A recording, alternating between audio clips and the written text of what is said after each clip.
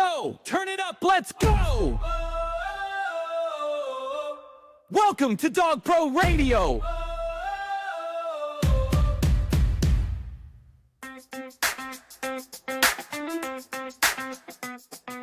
Welcome to Dog Pro Radio! Are you overwhelmed trying to run your dog training business and market for it at the same time? Let's be honest, scaling isn't an option anymore. If you're not using Meta and Google Ads to market for your business, you have already fallen behind. And this year, it's gonna hurt more than it ever has before. We create proven Meta and Google Ads campaigns that will help grow your business and get more clients in the door. Every day that you wait is a day that your competition is taking action. And more importantly, taking leads from your business. So if you're ready to scale, click the link below to get started. We're offering an exclusive rate for IACP members. Get your free month of marketing today.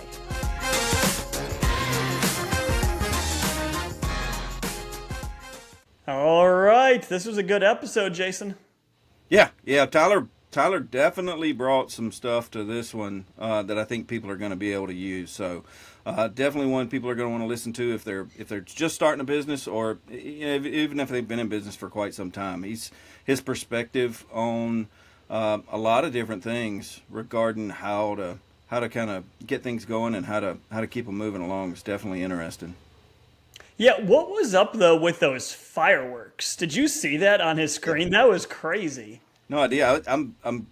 You're running this program. So, I mean, I was a little disappointed. I've done like 10 of these now, and I've never gotten fireworks. So I mean, hey, I've never had them either. For the record, something I need to look into.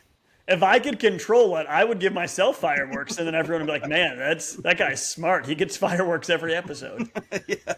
I have no idea how or why that happened. That was crazy. Yeah, pretty random, but yeah, there's a few other fireworks in here. People can hear if they're only listening to it. But if you're watching on YouTube, which if you're not, definitely go over and visit us on YouTube. Subscribe. You'll definitely see some fireworks. For sure. I think, as people listen, everyone's going to learn something from this episode. But I really liked, and we spent a lot of time on this, but talking about truly modifying your training and being comfortable changing a board and train to get rid of some things that are maybe fluff that isn't needed for a particular client.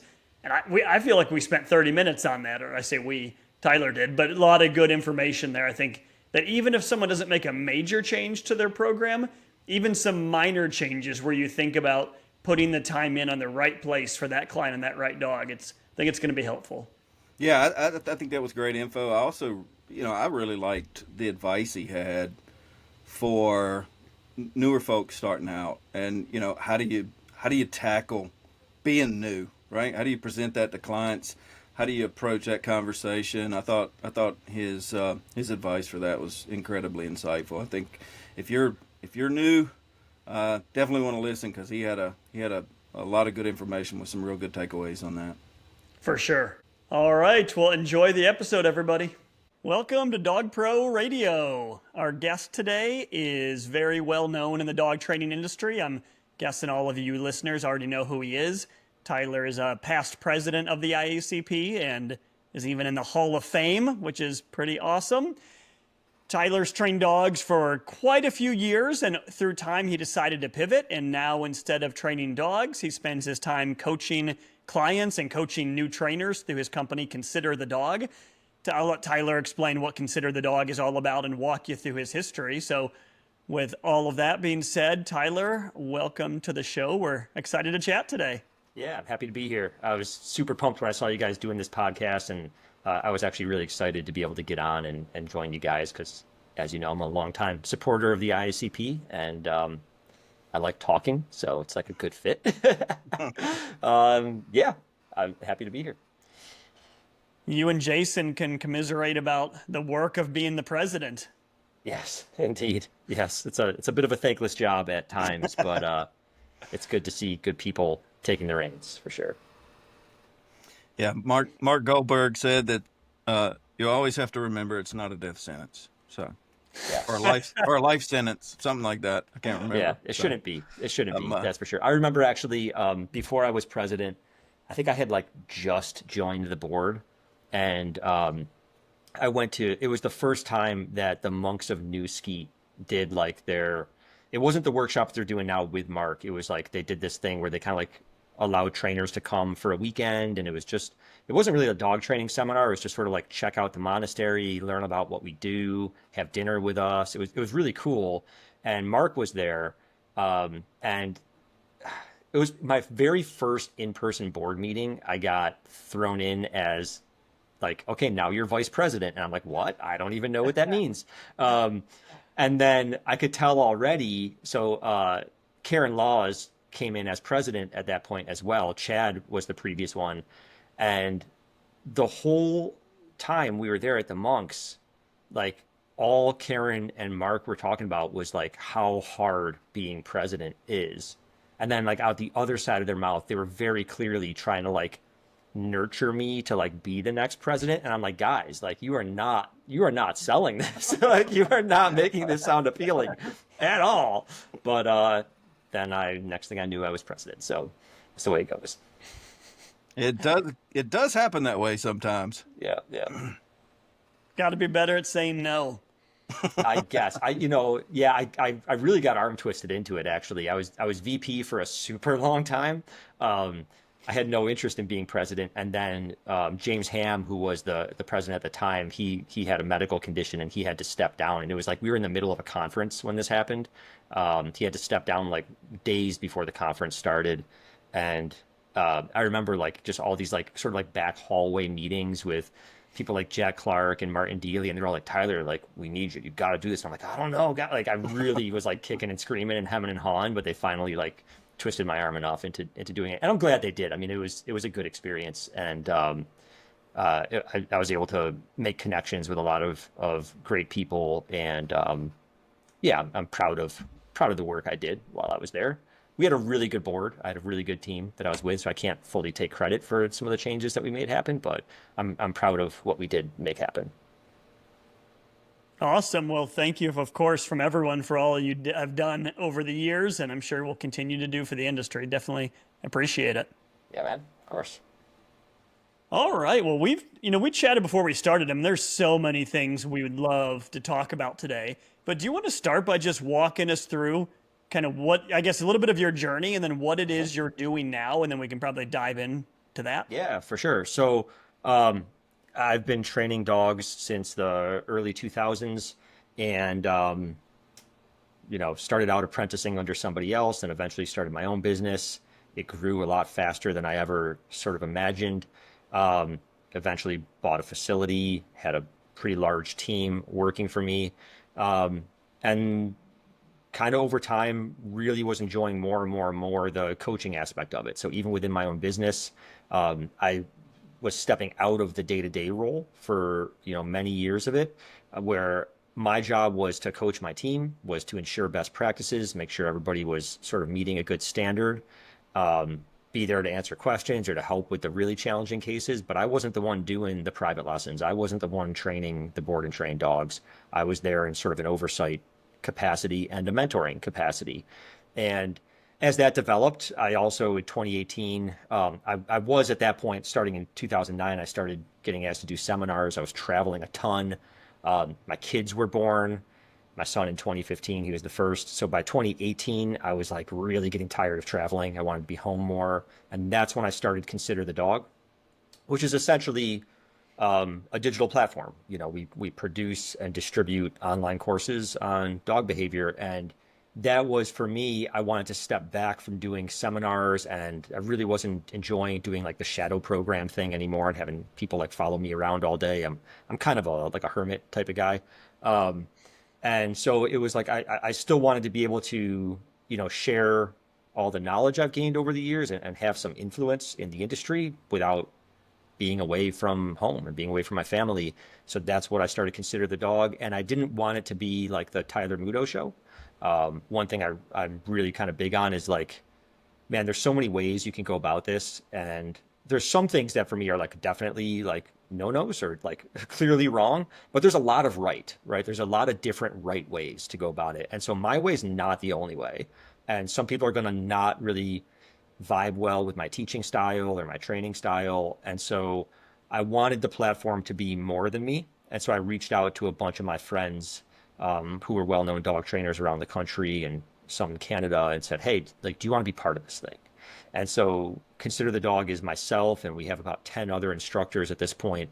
And it's a good variety of different training styles. We have some people that lean much more heavily towards, the reward only side of things. Some people that are like almost all e-collar, for instance. And the idea was like, I want dog owners to be able to come, be able to get a taste of the different trainers, find who seems to match what they're looking for the best, and then have the resources to continue forward with that, and also to ask questions and get feedback.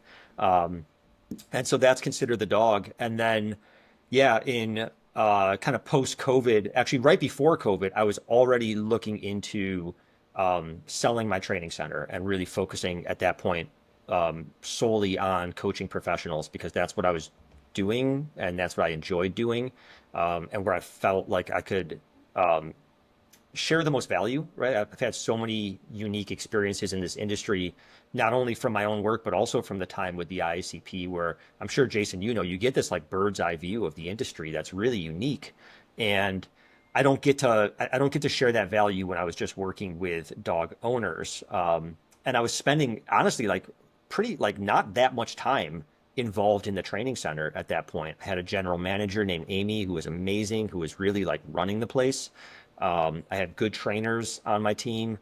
And so it just made sense to start looking into like, okay, what does the exit plan look like here? And I was looking into selling, and then COVID hit. And then post-COVID, an opportunity landed where somebody was interested in taking over the business. And so that's what happened. I sold the business, maintained the property. I still own the property. I'd still pop in there. Actually, I'm going to be down there in a couple of weeks, doing some coaching with the team down there. And then focus kind of more of my time on coaching. So I do Consider the Dog. Consider the Dog is about, it's like 50-50 dog owners, and then a huge portion of our demographic are professionals, dog trainers. And actually our project for this year is we're starting to launch courses that are specifically for professionals. Some of them are going to tackle like the business end. We actually just launched a course on marketing for dog trainers with Karen Wright. I've got one coming out with a new instructor that's going to be announced in the next couple of days. That's all about different games you can use for your group classes. And so we're going to be launching actually a professional tier of membership for access to those courses. And I'm going to be moving a portion of my professional coaching business over to that. So right now, my coaching and consulting is sort of separate from Consider the Dog.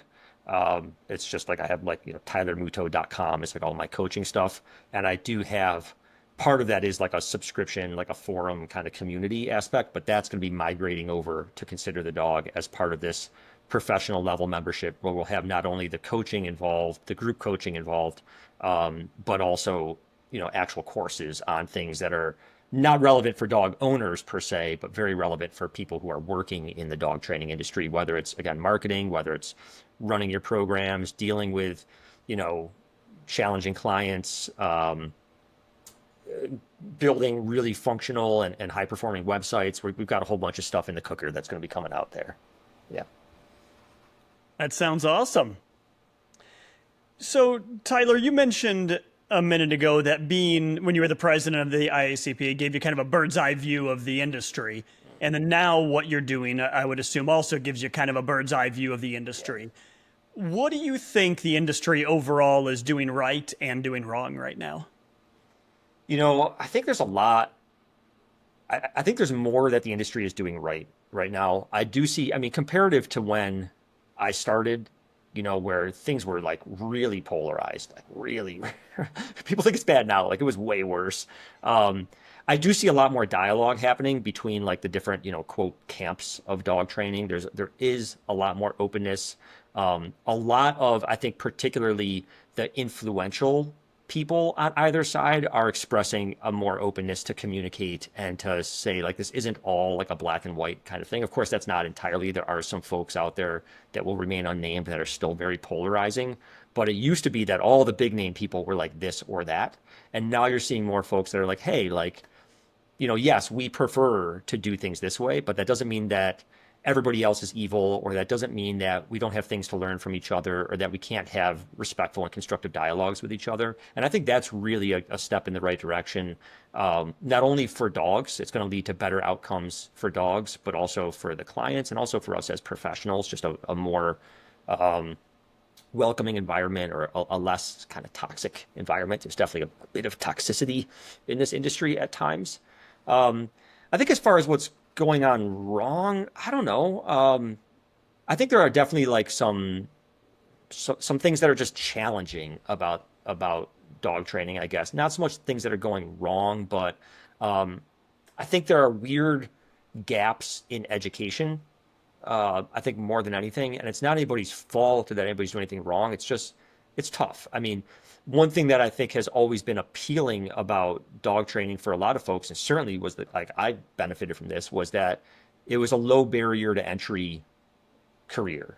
You know, you could, like, for myself, my upfront risk was that I spent several days a week basically working for free so I could apprentice under an experienced dog trainer and learn the ropes. For other people, it's a vocational school, but you're spending maybe $10,000, maybe more, as opposed to like a whole lot more than that, you know, to go to college and maybe a few months of your time, and then you're coming into the industry. But the problem with that is, you know, anybody who's doing this for a long time knows, like, there's a sort of like a bare minimum where like you can get out there and you can start helping some folks, but it really takes a long time and a lot of experience before you really understand the nuances. And I think due to that, there's just not really any, there's very few educational programs out there that are going to give people like the full picture. And I don't know that there ever will. And again, it's not anybody's fault. It's just, there's a certain amount of experience required,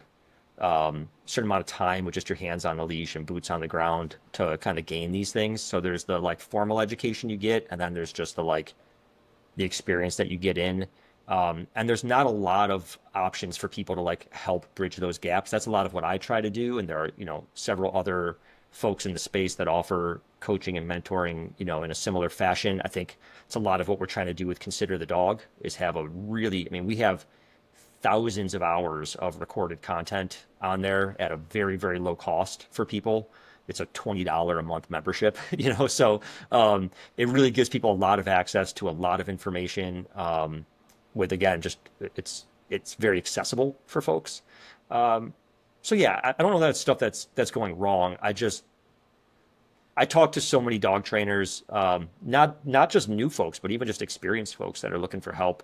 And I do see like there's just certain things that's like in their formal education, there's just things that are just never being taught, I guess is. I know that sounds really vague. I guess that's not really a great answer, but it's sort of the best I got right now.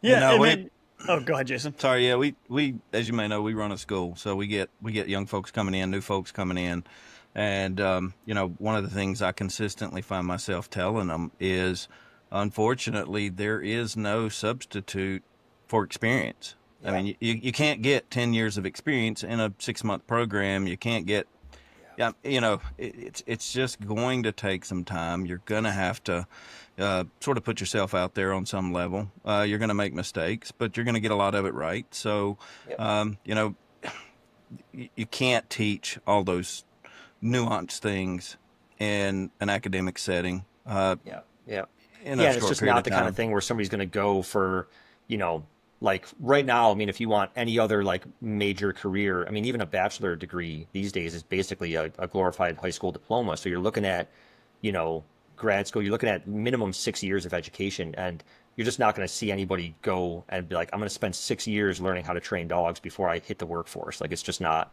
going to happen. The only way to do that, though, is to go and work for somebody else. I mean, that's the one way to do it.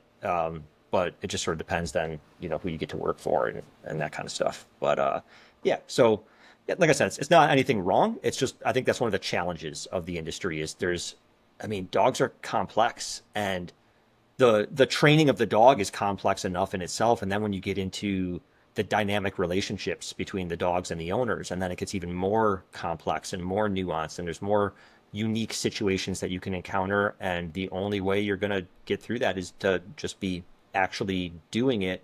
So I guess the only thing that I would say is wrong is that there are, I think, some folks out there or programs out there that, they're relatively truncated educational experiences, and then they're really pushing this, like, yeah, you can get out there and train any dog and solve any problem, and like kind of really like inflating people up to go out there. And I think there's a lot of risk involved in that. I think you can do some harm sometimes with that.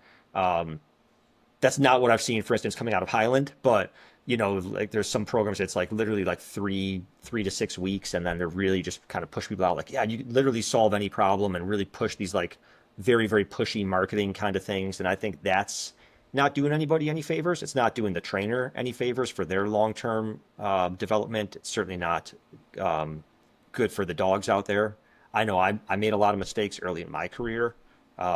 So and probably not good for the industry overall. Certainly not good for us as balanced dog trainers, especially because I see more of that kind of thing, honestly, unfortunately coming out of more balanced type programs. And again, I'm not going to name any specific names or, institutions.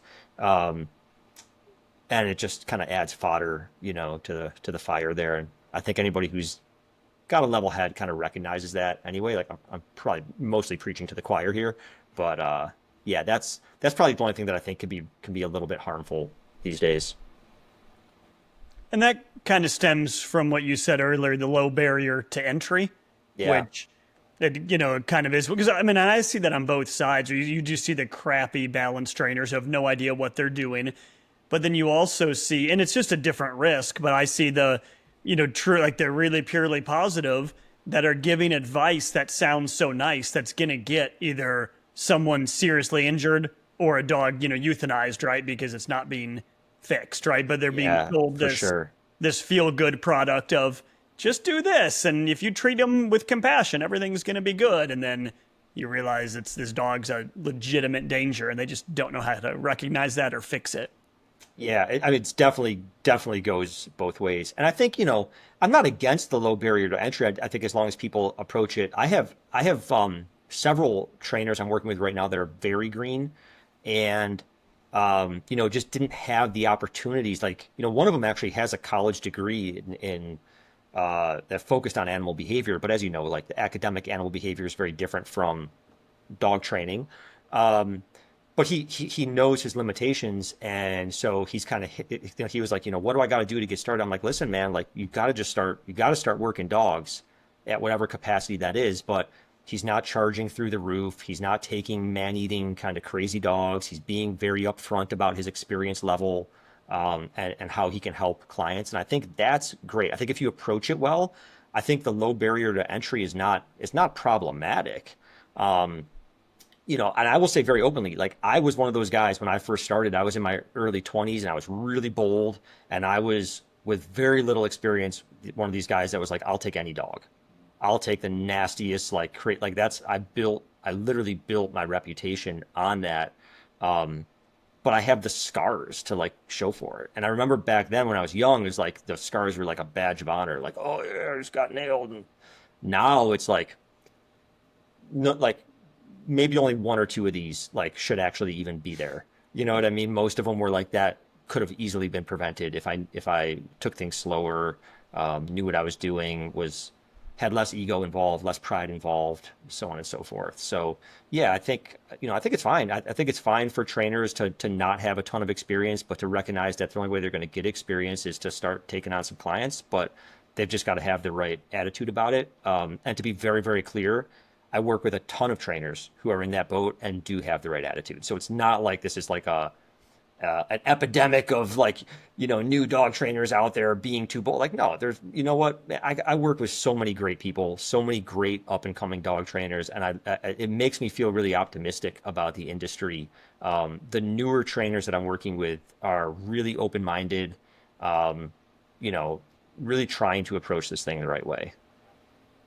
So to that point, I got a quick question, because I get this question a lot, and it sounds like sounds like you're dealing with a lot of newer folks in the industry. So I'm not sure if you get this question, but if you do, I'm kind of curious what your response is. And that's for a lot of these, newer folks who don't have a ton of experience, they're oftentimes, it seems like, really nervous or on some level afraid of, approaching or taking on new clients and being honest about what their experience level is. They're like, so, what do I tell people? I'm new at this. I've only been doing this 6 months or 7 months or even less than a year. What do I say to people? So kind of curious what your thoughts or what your advice is to those people about how to answer Yeah, that. I'll start with a brief story, and then I'll answer your question. So the story is, and my friends laugh at me these days because I don't actually own a pair of khaki pants or a polo shirt. But when I first started out, I was young and very inexperienced.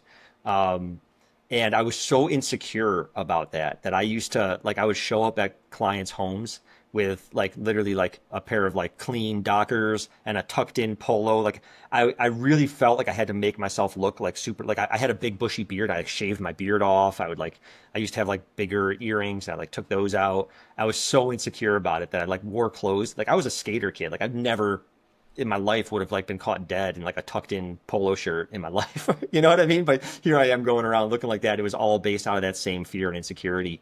What I would say is this is, one thing. So I help a lot of dog trainers with their sales too, right? So I do a little bit of everything. I'm helping people with their training practices and just being better trainers, but also with their businesses and their marketing and their sales and the operations. And one thing I say all the time is in this industry, honesty and humility are actually like great sales techniques because people are entrusting us with their loved one, right? People, I mean, these are their dogs, they're their family members. And when you're really honest with folks, it just builds that trust and rapport more. And so I think once you get used to like it's the first time's the hardest, right? But once you go out there and you meet with a client, like, hey, look at this is the situation. Like here's what I have to offer. Here's the amount of experience I have dealing with this. You're going to find that most people are going to be like, great, let's do it. I remember a number of cases where, not super early in my career, but where I'd had somebody bring me a dog for an evaluation that was like really, really wonky, like a really tricky case. And I would just say, hey, look, like, I'm not 100% sure. Like, I don't know what the outcome of this is going to be. It might be a coin toss here. Here are my ideas. Here are the things that I'd like to try and why. And what I can promise you is that I'll give it my all. And in almost every single one of those cases that I can remember, those folks signed up for my largest program that I offered. Right? And so, again, there are some programs out there that focus a lot on like the sales and the marketing, and it's like really like we'll solve any problem, da da da da da. And I think that might work well for some folks, but there are a lot of dog owners that they see through that. It's distasteful to them. They don't want that. They don't want that like salesman feeling. They want somebody that they can trust, even if that person might be less experienced. They just want to be able to trust them. And the other story I'll tell about this is just from my personal experience. So a lot of folks know, those who know me well know this, those who don't may not. But aside from what I do in the dog space these days, my other sort of vocation at this point is I'm involved in the financial world. I got involved in the stock market back in the 20-teens. During COVID, got really heavily involved, and then only more so once I sold my business because I had more time on my hands. So I'm a day trader. I spend several hours of my day every day trading in the futures and commodities markets. And I have a mentor, and I've done a lot of like online courses throughout the years with people. And in my experience, one thing that I found is the people that are really big, like people with tons of experience sometimes where like their businesses are thriving, they're really well off. When you do their educational programs, they actually they're putting less effort into it, right? Like they're so comfortable with what they're doing and where they're at, like they're not really pushing that hard. And sometimes I remember a situation where there was one day trader that I was really watching, and he was a young guy, but he was doing well. And he was open about who he learned from, right? And they both had online courses. And I'm like, I'm going to go with the young guy's course because I guarantee he tried harder. Like I guarantee he tried harder to put together like a really, really good course versus the guy who's like really well established and probably doesn't feel like he has to try that hard anymore. So yeah, I think moral of the story is like, don't assume that being younger or being newer is necessarily like that somebody's going to always choose somebody more experienced over you. I think what you want to do is be open, demonstrate that you're going to give things your all. Um, Again, be honest and be trustworthy with people. Those are the things that matter often the most. Um, and you're going to do just fine and charge accordingly, right? Like the person with tons of experience, maybe they're charging a little bit more than you and you're able to charge less, but you're honest about why. And those people go, you know what? Yeah, I'm going to give this person a shot. I like them. I trust them. It all sounds good. They have availability. The price is right. Cool. Cool. Right? Like you have to start somewhere. You have to start somewhere. So I certainly would not let that be a roadblock to getting started. And I think the big thing is just get comfortable. Just get comfortable with the conversation, and it all goes pretty darn smooth from there. One thing that I think really helps that comes up a lot in my coaching is I see a lot of trainers, especially trainers who haven't had any guidance when it comes to like, okay, how to handle that first contact between them and the customer, whether that's a phone call or whether that's like a free evaluation or whatever. So a lot of folks kind of go into these things. And again, they're just sort of winging it, which is fine. They're just sort of going with the flow. But that can also be the source of a lot of anxiety, like going into that meeting, right? Like you pull up in your car, you're sitting outside the person's house and you have these little butterflies in your stomach. And so one thing that I like to do with trainers, and anybody can do this for themselves, honestly, is we sort of put together a framework of how that meeting is supposed to go. What are the things I need to touch on and in what order? Like the order actually matters for a lot of these things. And we kind of know like at what point are we going to talk about the programs and the pricing? At what point are we going to talk about our thoughts on this matter? And I don't think you necessarily have to be like, hey, I'm totally inexperienced with this, but you also don't have to walk in and act like, or, be dishonest about how much experience you do have either. You can be totally honest about how many times you've seen a type of thing. Like I said, I had those few clients I can think of where I'm like, I've never seen a case quite like this, but here are my thoughts. You could be totally honest about that. And that's perfectly fine. If somebody says, hey, have you ever trained this breed before? And you haven't, be honest about it. Just no, like, honestly, no, but here are my thoughts on how I would approach this, what considerations I would take based on the dog's type or breed or whatnot, because obviously that's important to the customer. Even if, in the back of your mind, you're going like, it's a dog, right? Like it doesn't matter based on what their goals are. Sometimes breed does matter. I don't want to make it sound like it never does. But I think just get comfortable with honesty. And I think you'll find it's actually a selling point. It's actually a strength. And some of your competitors may not be as forthright and not as humble about it. And there are just a lot of customers that are going to gravitate towards that kind of humility. Yeah, I'm glad you bring that up because I deal with quite a few folks who are newer who it really seems like they're scared to death that they're going to show up at somebody's house for an evaluation or a first lesson and they're going to be presented with a problem and they're not immediately going to have this 100% solution to it. I think that's what scares some of these folks to death.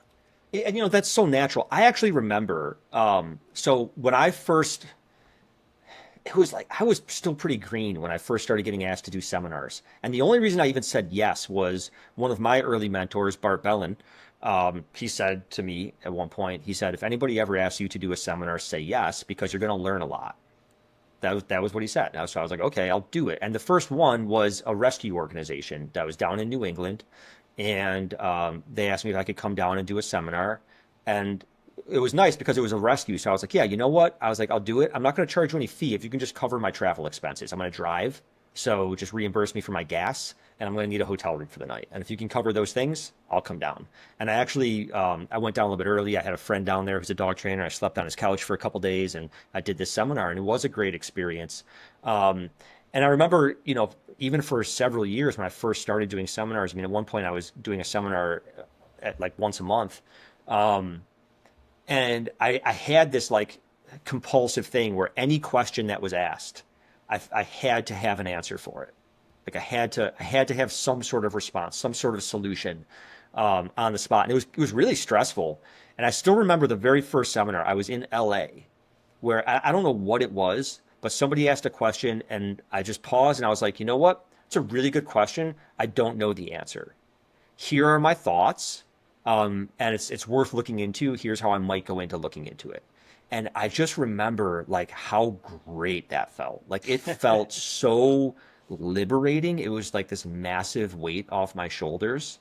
Um, so yeah, I think it's a really natural feeling. I don't think anybody should beat themselves up over having that feeling, but I think knowing that it's natural and knowing that everybody deals with it, and also knowing that like it's really okay to just say I don't know. Like it's really okay, and sometimes it's actually better to just say I don't know. Um, but I'll look into it, or here are my thoughts, or whatever it is. That's really okay. And at the end of the day, what's the worst that's going to happen? And one thing that I talk about a lot, and I always say this, but like day trading it's like it's it's one of the most powerful pathways of like self-discovery and improvement I've ever experienced in my life, because it's going to expose all your demons and put them through a loudspeaker right back in your face. But one thing that I've learned through some people that I learned from in that space is um, there's a difference between risk and uncertainty. But our brains, right? Our brains process those experiences in almost the same way. So emotionally, we have almost the same visceral response to risk, to like real risk, as we do to uncertainty. And so one thing that we want to do a lot of times is we want to actually pause and go, hey, is this a risk situation or is this an uncertainty situation? If there are risks, like I want to know what risks are out there. I want to mitigate any that can be mitigated, and then accept the ones, like, am I willing to accept this risk? Yes or no? And if the answer is yes, then great, then accept it and then move on. And then the rest of it, if it's uncertainty, again, can I shed light on this? Can I remove any of this uncertainty? If yes, then great. If no, then like, again, I just got to sort of move on from here. And I think a lot of times I see dog trainers, especially when it comes to their businesses, unfortunately making decisions due to uncertainty as if it were actual risk. And those are almost always the wrong decisions to make. And so in this kind of scenario, you're walking into this client's home, you go, what's the actual risk here? What's the actual risk of, like, if this person says, hey, my dog's got this crazy scenario, and that you're like, I have no freaking idea. Like, what's the actual risk there? The risk is that client doesn't hire you. Like, okay, you're not losing money. Like, it's not like they're taking money out of your pocket, like the risk. And that's like, if you didn't walk in there, they also wouldn't hire you. So what's the problem, right? It's like that old Michael Jordan quote: you miss 100% of the shots you don't take, right? And so likely a lot of what they're feeling is just uncertainty, right? Like, I don't know what the outcome would be. I don't know what I'm walking into. I don't know what's going to be presented to me in here. And that's okay, but you're only going to shed light on that by actually going through it. And again, is there anything, okay, I'm feeling this all the time. Well, maybe I need to ask some additional questions before these meetings, so I have a better sense of walking it. Like, some of that could be handled through prep work, but some of it's just a feeling of uncertainty. But again, emotionally, we react the same to uncertainty as risk. And so that trainer might be hesitant or holding themselves back, but there's no actual risk there at all. Right? It's just feelings of uncertainty, Now, again, some risks are real, right? So if you're not asking the right questions, I remember actually one of my very first clients I took on my own. I was working at a vet hospital when I first moved to Buffalo. I didn't know anybody here. I got a job at a vet hospital as a vet assistant, and I was able to start getting some clients just through connections I made there. And these people had this German Shepherd, and I walked into their house, and I had no guidance. Like, when I was doing my apprenticeship, I was never even present for private lessons. All I did was go in and work the dogs in the kennel. Like, there would just be a list of like the dogs that were there and sort of what they wanted worked on, and I would just go start working them. So I didn't know what to do if you're going to go to a client's house, or what you should ask, or how you should be prepared. Like, I was completely winging it. And I walked into these people's house, and they had this German Shepherd that had aggression issues. And here I am, like, bold and, cocky, and I'm walking in. No, you don't need a muzzle, da da da. And this dog walks up, sniffs my hand, and just clamps right down on it, right? So, like, that's a situation where, like, okay, there's real risk there. And lesson learned, like, there are easy ways to mitigate that kind of risk, right? But that's different than what we're talking about here. And luckily now, like, when I first started out, like, social media didn't exist back then. online courses didn't exist. Seminars were like once in a blue moon, if ever at all, in the pet dog industry. You would see seminars for like sport folks, but like there was almost like Chad Mackin was like the only guy doing like regular seminars in the pet dog industry. He was doing his Pack to Basics stuff. And so, and like Mark Goldberg and Martin Dealey were doing some of their e-collar stuff early on back then, but it wasn't frequent, and you're lucky if it came anywhere near you. So there just wasn't any guidance. Now there's information everywhere about how to prepare for these things. So I'm super envious of trainers these days. I work with trainers that have been doing this for like 2 years that are at a level that took me like 6 years to get to, just because of the abundance of information that's out there. But yeah, that's kind of my thing there is I think when you can pause, you can go, hey, am I feeling this way because of risk, or am I just feeling this way because of uncertainty? And then once you can recognize it as uncertainty, you just go, okay, like I just need to swallow it and go. And one last story about this, just a quick little funny story. I remember one time I went hiking with a friend of mine to this area that was known for having bear caves, and I had never been there before. I'd never seen a bear cave before. And so there's one of these caves, and it's like dark inside. He's like, dude, you should go in there. And I was like terrified, like really terrified. I'm like, I don't know, man, like really, really scared. And this was before everybody had like flashlights on their cell phones and stuff. And then I went in, and once my eyes adjusted, the cave was only like 2.5 feet deep. It was just like an alcove. And there's just like, graffiti on like there was nothing in there. It wasn't like a deep, dark cave, right? So I had all this fear because I didn't know what was there. Once I knew what was there, the fear was gone, right? So that's a perfect example of like there was no actual risk, but there was this uncertainty. And my body was reacting to the uncertainty. And if I could have just shown a flashlight in there and removed that uncertainty, it all would have gone away. Let's take a quick break to talk about our friends from the National Canine School for Dog Trainers. They have been a proud sponsor and supporter of the IACP for over 20 years now. National Canine is located in Columbus, Ohio, and they offer professional certifications and educational opportunities for dog trainers. Since 1981, over 2,500 individuals have completed in-person instruction and received their certification at the National Canine School for Dog Trainers.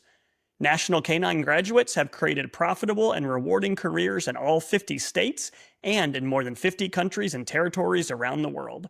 We invite you to explore what National Canine has to offer. Please visit www.nk9.com for more information. And now back to the show. I think one of the biggest things here is you have to know yourself, because that guides so much of this, because what you two have both mentioned, I mean, there's separate ends, opposite ends of the spectrum here, right? There's people that are overconfident and people that don't have enough confidence, and you have to know who you are before you start figuring out how to fix that. And we train all of our trainers in-house, and when I'm mentoring one of them or talking to one of them, I want to know what makes them tick first, because the person who's going into a house call and they're nervous because they're like, what if they see that my manager's a better trainer than me, or whatever, or someone else is better? The advice to them is way different than that new trainer who's like, I will do literally anything. I don't care what the dog's like. I'm going to figure that out. And you have to give them different advice, right? And I'm sure you do that, Tyler, in your mentoring, because the person who has no confidence, they need to be told, you've only been at this 6 months, but you've trained more dogs than literally every person in that neighborhood put together. Yep. Right? You have more experience than them and their entire family put together. But the person that's overconfident, you need to explain to them about your German Shepherd story, right? And all these different things of you need to make smart decisions. So how do you handle that, I guess would be a question in your mentoring. Do you spend time getting to know the person and they tell you kind of their fears or their worries and you help modify your advice based upon that? Yeah, I mean, virtually all the coaching that I do is one-on-one for that reason. I mean, one thing I learned running my training center, because I had no management experience or business experience when I started expanding into like a fully fledged, facility like that and taking on employees. And in the beginning, I tried to turn everybody into like little clones of myself. And I mean, it was fine. Like we still had good results and whatnot, but it wasn't until I really kind of let go of that and I recognized that like everybody that works for me is different. They're going to approach problems differently. They're going to relate to the clients differently. Their first lesson might look different than my first lesson. And as long as they're kind of like, A, they're getting the results that we're known for. B, they're kind of operating within our overall values, et cetera. Like that's kind of the most important thing. And it wasn't until I let them sort of be who they uniquely are that things were not just okay, but really great, right? Like everybody was developing into great dog trainers. And so what I pride myself on in my coaching is this isn't a one size fits all thing, right? So this isn't like a, hey, come learn my program for how to run your business, where if you do this model, you're going to make, hundreds of thousands of dollars, or my special Tyler Muto dog training system where it's this proprietary method and it's the best method. Like that's just not the way I operate. So it absolutely starts out with like, hey, where are you at? What are your goals? And then we can kind of go from there. And the first step is always learning about wherever they're at. So sometimes it's just I need to learn about their business and how they're operating and things like that. Sometimes it's about them personally, especially when it comes to if they're coming to me for help with their like training, right? Like, well, who are you as a trainer? What's your style? How do you see the dog training world through your own lens? And then how can we make you basically the best version of yourself that you can be? And that may look very different from me. Like that might, like you may train dogs. Like I have clients that like do not train dogs even remotely close to the way that I train them. And that's okay. Right? Like I think that's really, really important. I mean, I think because of the nature of my work, I'm rarely confronted with the like overconfident person, or if I do have those folks, they're probably coming to me more for like help with their business rather than help with their training, because in their mind they're already like really great at their training, right? And so I may not actually even see that like the problematic side of that, and my job is to provide for them what they're hiring me for. It's not my place to come in and start judging them or telling them things about what's not their goal for working together. So I just don't even really think about it. So most of the folks that I'm going to deal with, it's going to be that sort of first end of the spectrum of like they're lacking that confidence. And so it's okay. Well, why are we lacking that confidence? What specific areas are you lacking confidence in? And then how can we go through this together so you can gain more confidence and start to feel more comfortable? But the big thing is it's about action. When I'm working with a trainer, it's not just like, hey, we're going to have a bunch of really cool conversations, and hopefully from those conversations, you're going to walk away changed. It's like, no, we're going to actually do things. So in the case of somebody who's struggling with their actual training aspect of things, I like to work case studies with people. So even remotely through Zoom, we'll wait till they have a client that sort of fits the bill of the kind of thing that they're insecure about. And then, okay, we're going to meet. Once that contact form comes in, we're going to talk about the case and what kind of questions you need to be asking when you first make contact with that client.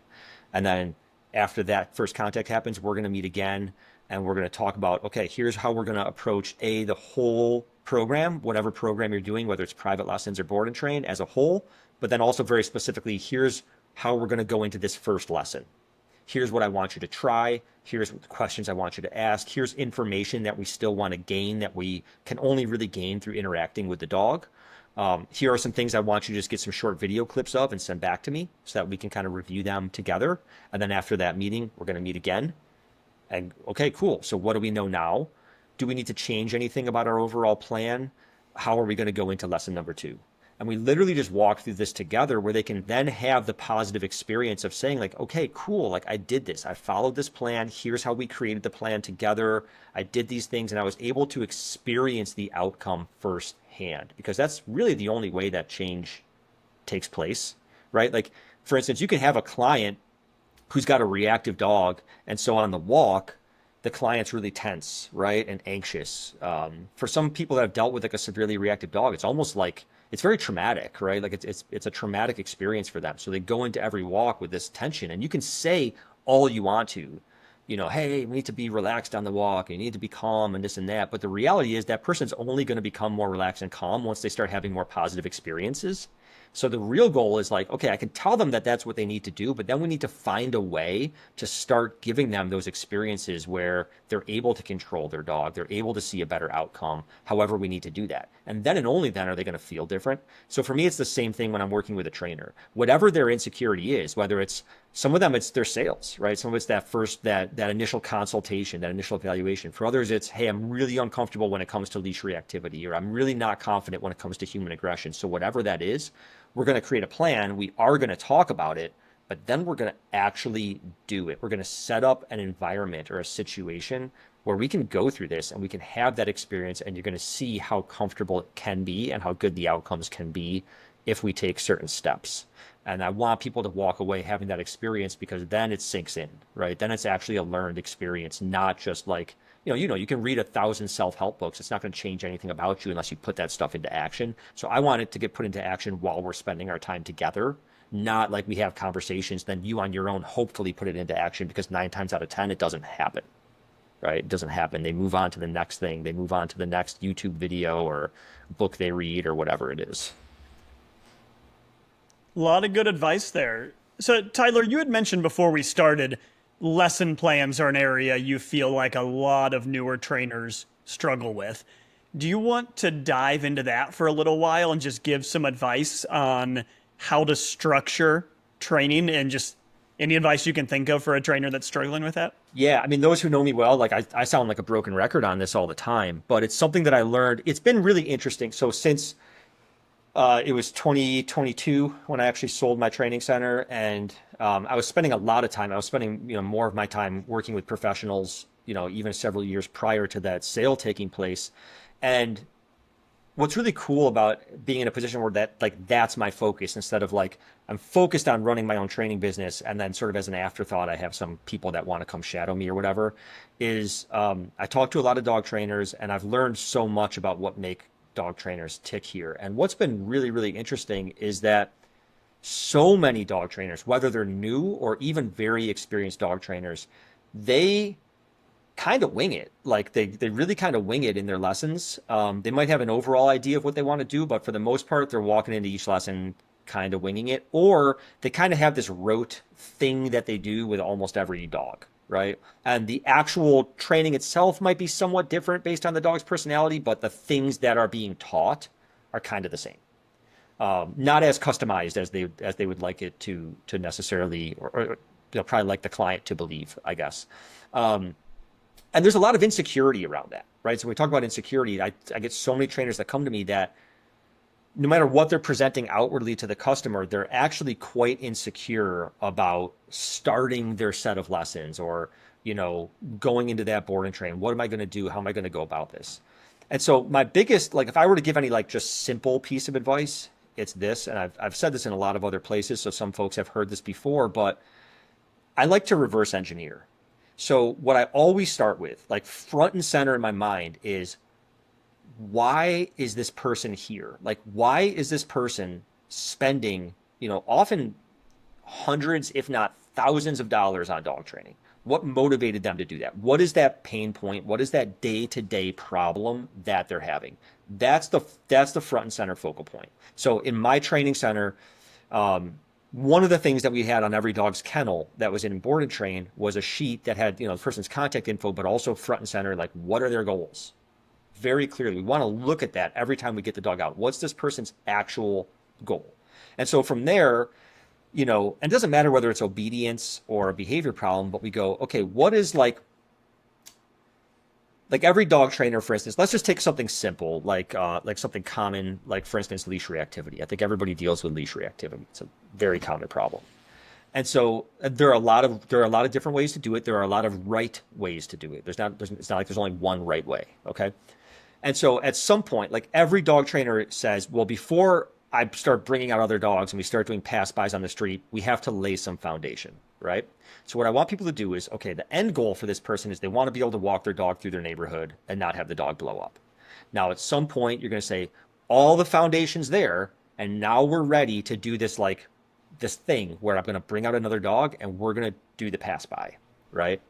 And I want them to think about, what is that going to look like? What set of instructions are you going to give the owner? So usually it's going to involve something proactive to do to maybe hopefully prevent their dog from blowing up.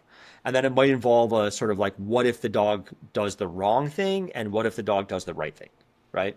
And so for the owner to execute that sort of final exercise, right? For them, the first time we bring out a dog and we're going to give them those instructions, for them to execute that, what skills do they need to have in place? Right? So what does the owner need to be capable of? And what does the dog need to sort of understand or be experienced with? And then those core skills. So maybe like for some people, dealing with leash reactivity involves like recalls, maybe with an e-collar or something like that, right? For other people, like for me, I use a lot of spatial pressure when I deal with reactivity, whatever it is, right? Then those skills can often be broken down into their sort of component parts and pieces and sort of dissected down from there. But that becomes my lesson plan. So the more I can like break those things down into pieces, great. That becomes the core of everything. Anything that's not part of that is just sort of like extracurricular, right? So if I know that like, okay, the client definitely needs to be able to recall their dog with an e-collar, well, I know how I break that down. So I need to be able to start that process in lesson 1. There might be some other handling things you need the owner to know. Okay, how are you going to break that down and teach that sort of, reverse engineer that all the way back down to lesson 1.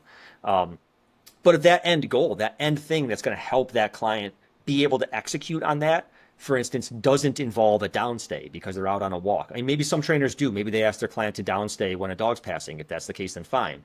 But if for you it doesn't, then like, why would I be working on a downstay in lesson 1 or 2 if it's not actually like it's not pertinent? Now that doesn't mean I won't do a downstay ever with that dog, but it's like extracurricular. It's like we've moved the needle really well on the things we have to. We have a bit of extra time.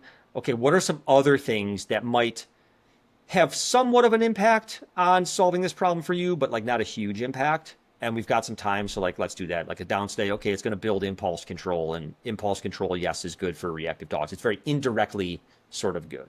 I think what a lot of dog trainers sometimes forget is like just because something will be beneficial doesn't necessarily mean it's beneficial enough for you to spend your valuable lesson time on. Like the time we have with the client is a very fixed asset. The amount of attention the client has, the willingness to practice things at home is a very fixed asset. And we need to be very smart about that.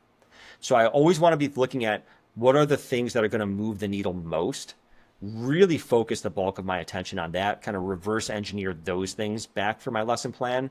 And anything else is just sort of like, if I have the time, great. If not, I'm not super, super worried about it. But I think when we can reverse engineer, so we know, okay, this is what I'm getting to. These are the skills that need to be taught to get me there. This is based on how many lessons I have and how I know I've broken this down, kind of a timeline that I can have. Then I walk into every lesson kind of knowing exactly where I need to be, knowing at what point I need to assess and say, am I ready to move on? Or if I need to kind of push things like this isn't quite where I'd want it to be, but based on my timeline, like we've got to just move on. So we're just going to have to push the dog through this a little bit. You're going to have a much clearer picture every step along the way of what needs to happen. And I see this not only with private lessons, but also with board and trains, where I've seen trainers who they get 3 weeks into a 4-week board and train, and there's something really crucial that they're not even starting until it's, they're at like 3.5 weeks. And now they've got a week and a half left to teach this thing that's actually probably one of the most important things that they could have started in week 1, but they didn't pause before they started. They just got the dog out, started working on its foundation stuff and just going through the motions that they do with every single dog. And then they find themselves feeling really insecure at the end of the program when they have to have that client meeting because they're not as well prepared, or the dog's not as well prepared as it probably could have been if they took the time to think about, here's where I need to be at the end of this. This is what the dog needs to do. This is my pathway to get there. And this is a realistic timeline of how I can break down, this 4 weeks to kind of get there nice and smooth. And I have these benchmarks of like, I know that like by week 2, like no ifs, ands, or buts, I got to start this next step regardless of where I'm at with step 1. You know what I mean? And so just, it was a lengthier answer than I intended, but the like moral of the story is like, start with that end goal, like know what the client goal is. Visualize that set of instructions for that final exercise. Like if it's a dog that goes crazy when people enter the house, well, cool. So like when you got all the foundation there and you're going to have a neighbor come over and ring the doorbell, you're going to give the client some instructions. What are those instructions? And what do you need to teach the client for them to execute those instructions? What do you need to teach the dog for the dog to be able to perform those instructions? And then reverse engineer that back down. And that's your lesson plan. Right? And you can get really, really clear-headed. And I'm not kidding you when I say that some of the biggest impacts or changes that I've seen when it comes to the outcomes of trainers that I work with, without adding a single new tool or trick to their toolbox, just by getting them to approach the planning of their lessons more thoughtfully and more efficiently, they're able to like really like dramatically improve the outcomes with the dogs they're training with the exact same methods and techniques that they're already using. So, pretty much everything you walked through there is about the trainer creating a lesson plan, right? And understanding and having a plan, which I agree 100% with. How much time do you spend coaching them on how to deliver that lesson plan? I call that a roadmap to the client. Yeah. Because I think we've all been there. I'll give you an example. You show up to a house call, dog, they say, my, 18-month-old Rottweiler will bite you if you take the rawhide away. Like, okay, well, we're not working on that right now, right? And we give them a roadmap of here's why all this stuff is important, right? We give them our idea of our lesson plan and then walk them through why all of that is important. Is that something you spend a lot of time with coaching? And if so, any advice there on how they're delivering that lesson plan to the client? Yeah. So I guess I wouldn't say I spend a lot of time on it, but it's certainly something that comes up because some things that you're going to work on in the client's mind, they can really see the direct connection between whatever you're teaching them and what their end goal is here. Some things not so much. And those things that are going to be harder for the client to understand, like why this exercise is going to lead to you solving your problem, we do really want to make sure that they know that before we even start. Because otherwise, what's going to happen is the whole time you're trying to teach them, in their mind, they're going like, why are we doing this? This isn't what I came here for. And they're only 50% paying attention to you, or they're only 50% committed to what they're doing because they don't understand how it's going to impact their quality of life. So I think the big thing is, as much as possible, especially early in training, one other thing that I talk a lot about with the trainers that I coach is early in training, I really want to do things that the client is going to feel the impact of pretty quickly. So I like, for instance, and I know some people may disagree with this, and that's okay. People can disagree with me.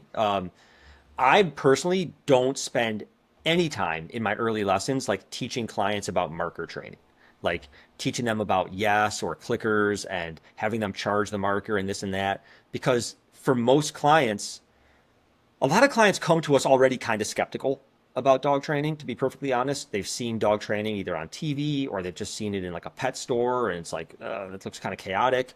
I'm not knocking pet store training for anybody who's out there who's worked at a pet store, but they just come into it kind of skeptical. And so, we have them do something like that where they can literally spend the entire next week going yes and feeding the dog and yes and feeding the dog. And it's going to have zero impact on that person's quality of life.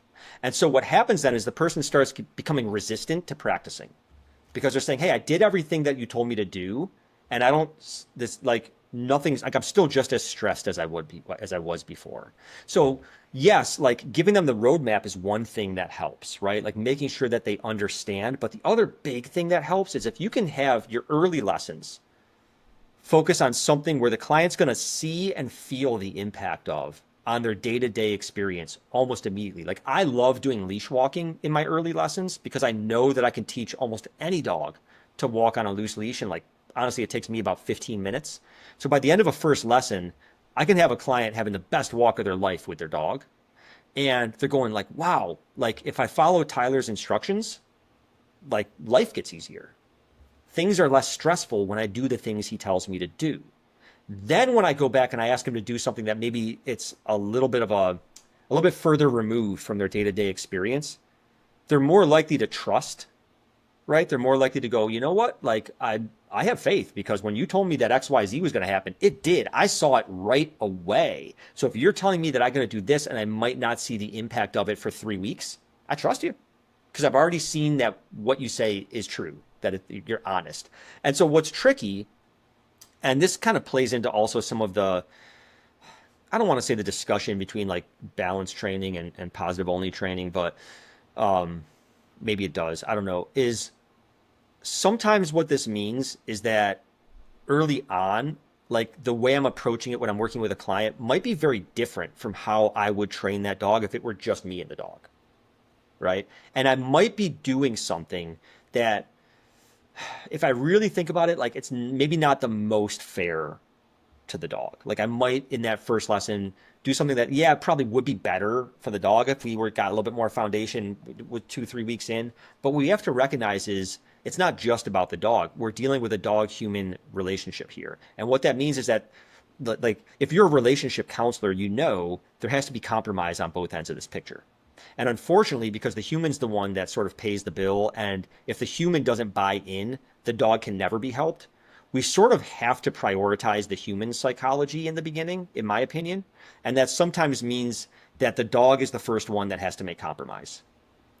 Because once we can do that, then we can ask the human to make compromise. We can say, hey, I know this thing is kind of stressful. I need you to just sort of deal with that stress for another few weeks, because we've got to like build the dog up a little bit. We got to give the dog a really clear understanding of things before we push him a little bit.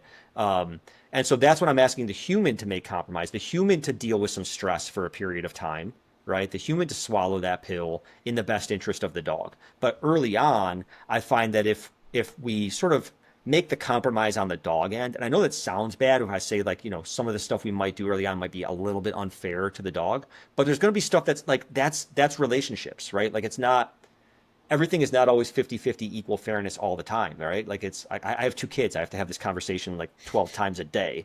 But, you know, that helps with that whole thing too. Like that whole idea of the client having that roadmap, but also being able to trust in the roadmap. So part of it is like, yes, we need to have that. You need to have the clear roadmap in your head so that you can communicate it to the customer and that it makes sense. Like it's all logical. But the other piece of it is, we need the customer to actually buy in and to trust and to believe.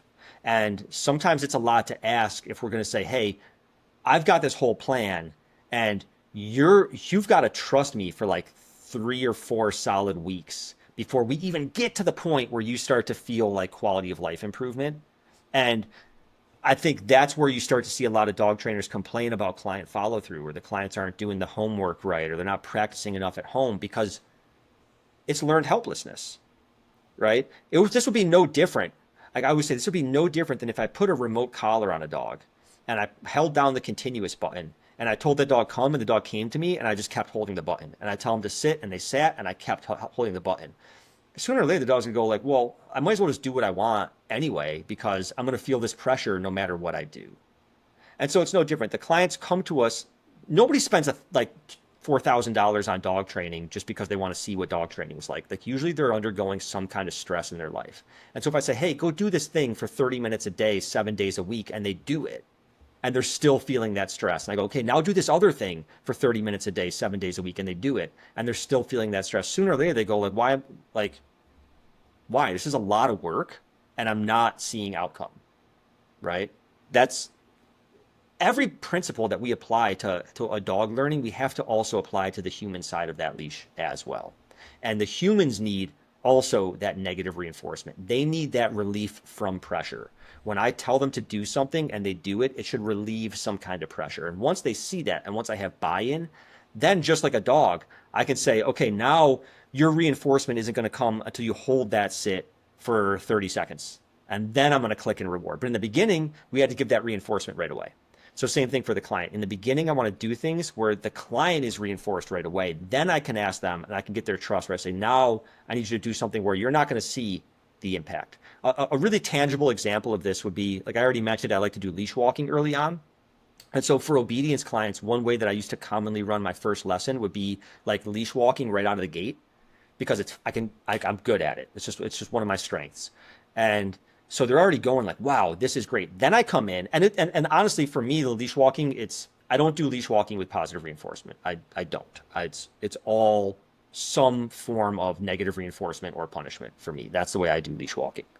But then we come in and we start place command. And I do my place command, all positive reinforcement foundation. And I say to the client, like, look, the dog's not going to stay here like for any length of time right now. Like, here's what I want you to do. I want you to practice this for however many minutes a day, But trust me, like once we start to add in the leash pressure, or once we get to the remote collar, like your dog's going to stay for like 30 minutes. And because they already had that experience with the leash walking, they're like, totally, I believe it, right? And so now I can ask them to do a whole week of just clicker training a place command. And they're fully bought in on that. But if I led with that, and then they see their dog like not like jumping off every time, they're just skeptical the whole time. They're just questioning what I'm doing the entire time, right? So those two things, like having that roadmap, but also trusting in the roadmap, they're really tied together very intimately. And we need to be thinking about both of them to make sure that the client sees that path forward, but also believes it. That makes me think of something I read in a book years ago that I explained to my trainers a lot, which is, I'm sure I'm going to butcher the phrase, but it's people don't want a drill, they want a hole. Meaning no one is going to get a drill because they just think they want this machine, right? They want a hole somewhere. They have a need for it. And that's how I feel about training. Most people don't really want a dog trainer, or most don't even really want a trained dog. They want a dog who's not bad, right? They called you for a reason. They want their dog to not pull on leash or run off or bite people or bark or whatever, but they don't want a trainer come into their house 20 times. That's a necessary evil, right? In their mind, they just want, their pain alleviated. And we stress that a lot to our trainers for exactly what you said. They want their walk to be better immediately or some sort of change. They don't want to train their dog for the next 4 months. They will if you can prove it to them that it's going to work and make their life better, but you've got to prove it to them. Otherwise, they think, my life was already hard. Now I'm going to pay you money and it's still going to be hard. Like, where's and the most people actually don't want to train their dog. Like, so, if you're somebody who focuses on like agility or rally or nose work, like the clients that are coming to you, like they want to be there, right? They're having fun with their dog. They're into it. They're sort of a hobbyist or an enthusiast. It's a completely different attitude. The average person that comes to somebody who does behavior work, they'd rather be spending their time doing something totally different. They really don't want to train their dog at all. So yeah, we really have to be mindful of that. And it is unfortunate, right? Like it's the difference between the reality and the sort of ideal. And so again, like I've told you guys, I am this is blasphemous, but I am a proud doodle owner now. As of about a month ago, we sort of adopted, I can't even say rescue because she was cared for in a very lovely way her whole life, but a 4-year-old mini Labradoodle Golden Doodle. She's an amazing dog. And I've had her for a month and I train her almost every day, but like all I've really worked on with her is recall and place.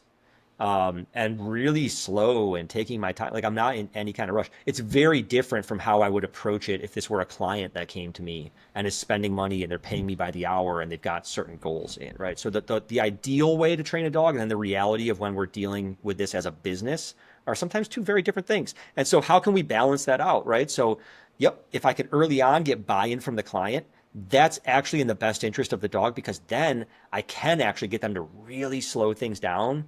And they're going to do it. Like they're gonna actually do it. One other thing that I think is this is another like piece of advice that I think could be of a lot of value to a lot of dog trainers that comes up a lot, and it's kind of related here, if you don't mind, is I guess I see this more in board and trains, but it's also private lessons too. I know when I first started, and I learned from some people that kind of like helped me learn how to like market my programs and whatnot. It was like, okay, somebody comes in for, again, let's just use the same example of leash reactivity. And we go, okay, cool. Like we're going to do a 4-week board and train. And not only am I going to work on your leash reactivity, but I'm also going to do full off leash obedience with your dog. All 5 commands, come, heel, sit down, place. And in our mind as trainers, like, wow, this is great for the customer.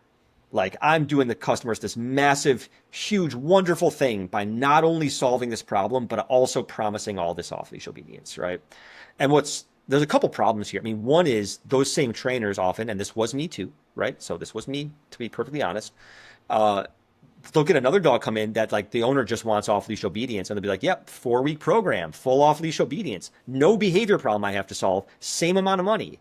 And it's like, why are you doing that to yourself? Why are you promising this person who has a complicated behavior problem that you're going to solve that and do all the off leash training in the same amount of time and same amount of money as somebody who just wants the off-leash training part of it? So first off, either if you're going to promise all that, give yourself more time and charge more. But the reality is you're actually not doing the customer any favors. The customer didn't ask for the full off-leash training. And what happens is this. 2 things. One, from a sales standpoint. We'll start there because you got to make the sale before you can help the dog anyway. So from a sales standpoint, let me use an analogy here. Matt, let's say that you came to Buffalo, where I live. Now, of course, Buffalo, we're known for buffalo wings, right? Like, that's the thing. And let's just say that I'm already in. Just name the time. Maybe you're a convert. Maybe you spent your whole life as a vegetarian, and now you just started eating meat, but you've never had an authentic buffalo wing before. And you come to Buffalo, and you're like, I got to get some buffalo wings, right? And so you go down to, like, oh, I don't know, we'll say like Allentown, which is just like a strip here. It's got lots of bars and restaurants and stuff. And you walk into a place, you're like, I want buffalo wings. They go, cool. So what we've got is this whole sample platter. It's got 3 buffalo wings. It's got a handful of deep fried mushrooms. It's got onion rings. It's got some chicken fingers. So it's got all these other things that like you didn't even ask for. And I'm like, and it's $34, right? And you're gonna go like, okay, well, but it's only got 3 of the buffalo wings. You know what? Let me pop down to the bar next door because I want to see if I can just get like a dozen wings. Maybe it'll cost me less and I don't have to get all these other things that I didn't even ask for. So when you have somebody come in for that board and train and you go, yeah, so I'm going to charge you $4,000 and I'm going to do not only the problem that you asked for, the thing that motivated you to be here, but I'm going to also do all these other things. What's going through that customer's head is, I wonder if there's somebody who will do just the thing I want and charge me less, right? So it's not actually always a good thing. But the bigger problem is you get this client that then comes in at the end of it. And now they've spent all this money for all this off-leash stuff. And because they spent all that money, they feel compelled that they have to upkeep it all. People today are busy. People today are tired, right? What you actually handed them is a burden. That's what you handed them. You handed them more work that they never asked for. So actually, if you were to come and I say, listen, we're going to do 4 weeks. I'm going to focus 100% on solving this problem for you. Now, there are a couple obedience things that we're going to use to solve the problem. I'm going to focus on those. If time permits, I'm going to throw in some bonuses for you. But like for the most part, I'm going to give all my attention to solving this problem. This is how much time it's going to take. And then you also went to somebody else and they were like, yeah, same amount of time, but I'm going to do all these things. You're probably going to hire me because I'm going to spend all my time on actually the problem that needs to be solved. I don't know why I just got fireworks behind my head. What is going on? That was wild. That's amazing. So it's actually a better selling point. You know, every dog trainer I know, literally every dog trainer I know, has somewhere in their sales and or marketing that they customize the training for every dog, right? Like every dog trainer I know has that line somewhere in some form. Why do they have it there? Because we all know that it's what the customer wants, right? So now you come to me, not only am I giving you more of what you want, so I'm going to spend way more of the time, I'm going to get way more reps in on solving the actual problem. It's the customer is more likely to hire me. I'm more likely to get a better outcome. And I've got a fraction of the things that I need to be concerned about at that go home lesson of being perfect, right? So the trainer who promised everything, now they're at week 3.5 and the dog's not holding its downstay really well. And they're all insecure about that. Like, oh, this is going to make me look bad when the client comes in. I don't have that problem because I didn't teach the dog a downstay. I only have a couple things I got to worry about getting perfect. You have like 7 things you got to worry about being perfect, right? So they're actually shooting themselves in the foot in so many different ways here. But then the other piece of it is when it comes to that go home lesson, most trainers, a lot of trainers do like a 2-hour go home, sometimes even less. And you spent all this time doing all this off-leash obedience. So now you feel the need that you got to go through those motions. Like you got to show the client the downstay, the place command, the heel, all this kind of stuff. For me, I'm not doing any of that.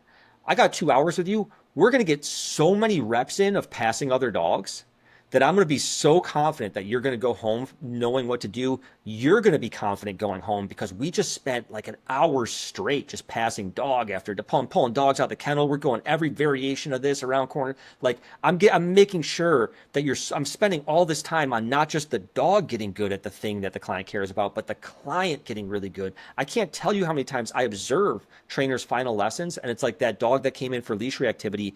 And by the time they get through all the other stuff they taught the dog, and they're like, okay, cool, now we're going to go out and do pass-bys. And it's like, of that 2-hour lesson, they're spending 15 minutes on pass-bys. And then the customer, you can see how insecure the customer is leaving. And then they wonder why the people are struggling post-board and train. Or the other thing that happens is, again, people feel they feel compelled to practice all these things because they spent so much money on it. And this is just a bit of like human psychology, is when some of it starts to fall through the cracks, like, oh, I haven't kept up on the place commander. I haven't kept up on the recall or whatever this other thing is. They start to feel bad about themselves. And once they start to feel bad about themselves, they start slacking on almost everything. Like they throw the baby out with the bathwater, And so it actually leads to this whole like poor performance issue. And again, it's one of the most common things that we're hearing from dog trainers is client follow through. Like my clients aren't following through. How do I get clients to practice more, to practice the things I'm telling? And one of the best ways to do that is to simply teach them less. What are the fewest things that you can give this person, the fewest skills that are going to move the needle the most, and focus on those. And everything else is just bonus from there. But I'd rather have the client learn 2 things and get really, really good at those 2 things than I have to teach them 7 things and they're kind of like mediocre on all 7. And I'm going to have a way better shot at solving that problem. Not only is the dog going to come out of the program better because I was able to spend more of my time on it, but the client's going to be better trained because in those go-home lessons, there are just fewer skills they have to learn. Have you been spying on one of my go-home lessons, Tyler? I have. That was me in the bushes. Yeah, it's that was hard, me. right? I think what you said is going to resonate with everybody listening because 2 hours, whatever you're doing, trying to cover everything is really Super hard. Yeah. And you hit the nail on the head, at least to me, that as dog trainers, we feel like we have to cover literally everything. Right? And we want to train the dog in everything. You don't. Like literally once we changed our marketing where we really just focused on like, hey, we're going to zero in on your problem and we're not going to do all these other things unless we have time. Everything got better. Like our experience, our workday got better. Our clients' experience was better. The dogs were better because they got more practice, more confident. Like just everything got better. Less is more. Keep it as simple as you can possibly keep it. Teach that client the fewest number of things and you're going to be more successful. I can virtually guarantee it. Makes a lot of sense. I was wondering, Jason, you do so many different things that are very different, right? Service dogs and police dogs and pet dogs. Do you see a big difference in how you have to train your team? And because I can imagine like with a police dog, you do have to do literally everything, right? You can't cut some of this down. With a pet dog, different story. I'm just curious what your thoughts are hearing that and how you get your team to be able to modify based upon what type of training they're doing. Yeah, I would say every division within the business has a very different approach to teaching people because, teaching pet owners, as challenging as that can be, I will argue, as a whole, training police officers to handle police dogs is way tougher. And kind of we talked about in one of our recent episodes, working with individuals with disabilities, that's a game changer too. And again, with, like you said, with service dogs, with police dogs, you got to give them everything. But I think to Tyler's point, I think what he's talking about is you're really kind of honing in on those problematic behaviors because again, this just sort of my belief and sort of what I convey to a lot of the folks coming through our programs. People with good dogs, they'll spend the money when they have the time and when it's convenient and when they have, a little extra cash. People with problematic dogs, they want something done. They want it done now. Yeah. And, being able to identify and resolve those problems, really hone in and focus on what the issue is and get that fixed for them, can really make a difference, in my opinion, in the word of mouth you get. I think it can make a big difference in really the overall number of clients you get. But you gotta be able to show people success, and you gotta be able to do it in some circumstances. You gotta be able to do it pretty quick. I'm not talking 5 minutes. All the more reason to teach fewer things. And I would actually say like it's not just problem behaviors, but even obedience too in the pet dog world.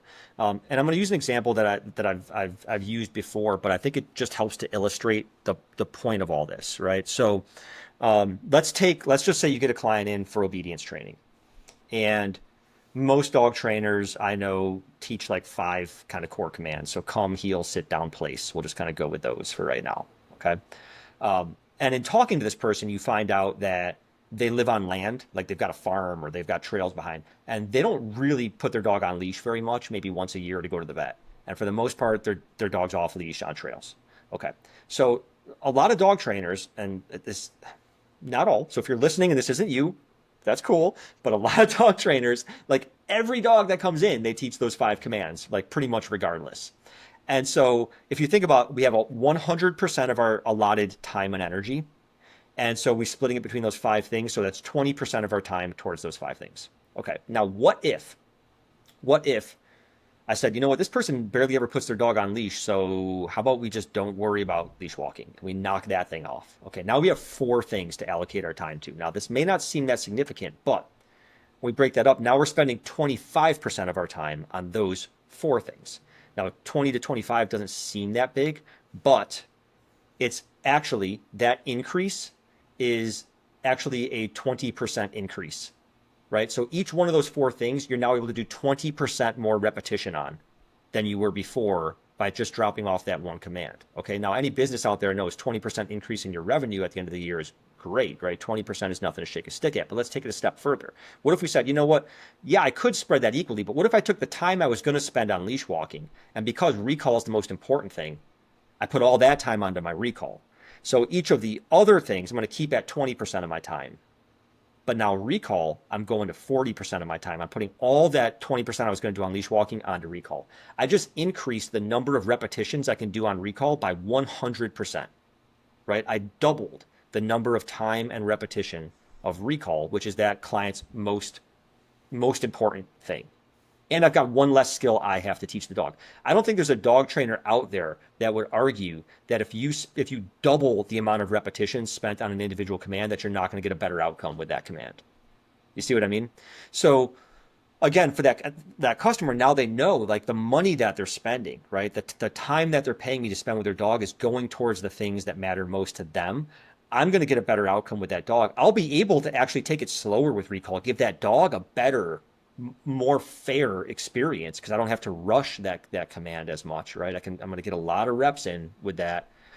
Better outcome is going to lead to more referrals. Again, honestly, less things I need to be concerned about for the end. Like I don't need all these things to be perfect. Now I have one less thing, right? I have 20% less things that need to look good at the end of this. So even for just obedience, if we're asking the right questions, a lot of times we can say, well, what commands matter most? What are the commands that are going to have the biggest day-to-day impact for the way that this person lives with their dog? And let me weight my training more heavily towards those things, get more reps in. Is there any commands here that the owner's not really going to use that much? Because if they're not really going to use it, why bother teaching it? Put that time onto things they are going to use. That's one less thing the owner has to practice, so we're increasing the probability of owner follow-through because we're only having them practice the things that matter to them. You see what I mean? So it matters really significantly for behavior problems, but even just for plain old obedience training in the pet dog world. I agree with you 100%. When it comes to service dogs and police dogs, like you got to teach the things you got to teach, right? Whether the client, the police officer may puff their chest out and not want a particular thing, but you're going like, nope, you need to learn this. But in the pet dog world, we can really tailor our training quite a bit. And that doesn't just mean like, oh, with this dog, I'm going to use a little bit more of like a pop on the leash and this dog more pressure or this, like, I mean, actually like tailoring what we're teaching, right? Like the actual skills that we're teaching that dog and owner. Boy, you can really, like I said, really improve your outcome quite a bit. Same exact methods, same exact tools, same exact techniques, just putting a little bit more thought into the actual planning of what skills do I actually need to teach this person to solve their problems or to make their life better? And how can I make sure that I allocate my time really wisely to the things that are going to move the needle the most? So, Tyler, I've got a question for you on that. So, for all the trainers listening, I'm sure some of them are thinking about, from a sales standpoint, how do you handle it when you're talking to a client and they say, oh, this other company is going to do this, this, this, and this, and this, and it's this much money. And you're charging me this much money, and it sounds like you're doing less, or you're only covering this, but you're not doing these other things. How would you handle that? Yeah, so I would handle it by just asking them, like, well, like, I'll do what you want, right? So me and that other trainer, we both have the same amount of time and energy to spend. But do you want me to spend my energy making the things that matter to you most as perfect as possible? And I'll get to those things. If this gets perfect, then I will get to those things, but I'm going to prioritize what matters to you.